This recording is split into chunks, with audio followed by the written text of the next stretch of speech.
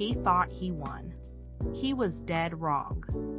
7 years ago, I finally scraped together enough to buy my own place.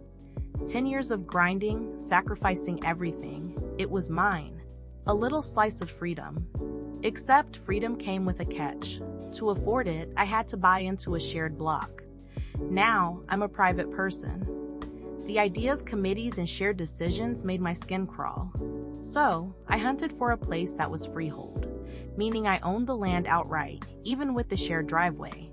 Found it. Perfect. Only catch? I had to carry public liability insurance for that walkway, split with the neighbor. Seemed fair. The real estate agent seemed legit too. Local guy, a few mutual friends. Figured I was in good hands. 5 months after moving in, the landlord next door he rented his place out knocks on my door. All smiles and small talk about the insurance. No problem. I asked for a copy of his policy, just to keep things straight. He sends it over, and my blood runs cold. Strata insurance. This wasn't a freehold title. It was a strata, the exact thing I tried to avoid. I called my lawyer, the guy who handled the title search. He was floored. Said he'd been given the wrong paperwork, something along those lines. He did what he could to smooth things over, but the damage was done. I was stuck in a strata. I set up a meeting with the real estate agent, armed with printed ads screaming, freehold. Emails between him and my lawyer confirming it. I laid it all out. Stone cold denial. He wouldn't admit any fault, wouldn't offer a single thing. I can't say I blame him. He was protecting his livelihood. But that moment burned into my memory. We went into mediation. All I asked for was for him to handle the sale or cover the fees when I eventually sold the place. Figured it was reasonable. He scoffed, offered me a measly $1,000 to disappear. I walked. My lawyer said I had a solid case to sue, but my health wasn't great at the time. The stress of a lawsuit would have crushed me. So, I started planning.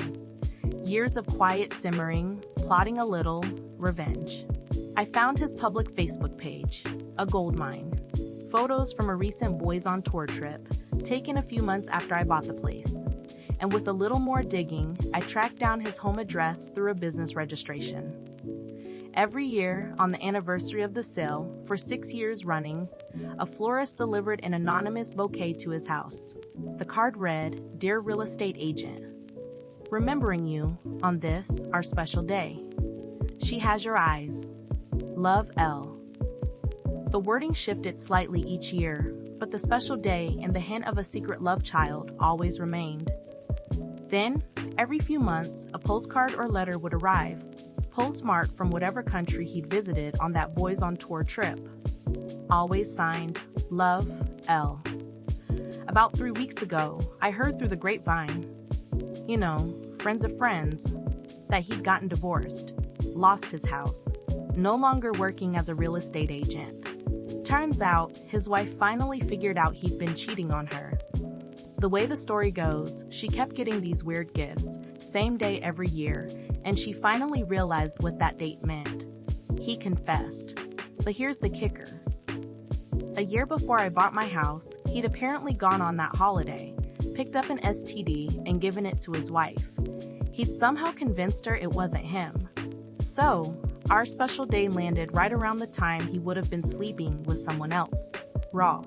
Now, he's lost everything. The house, half his retirement, his business.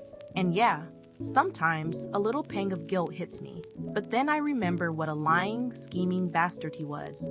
And I realize karma, just like me, is patient and can be a real, spiteful, you-know-what.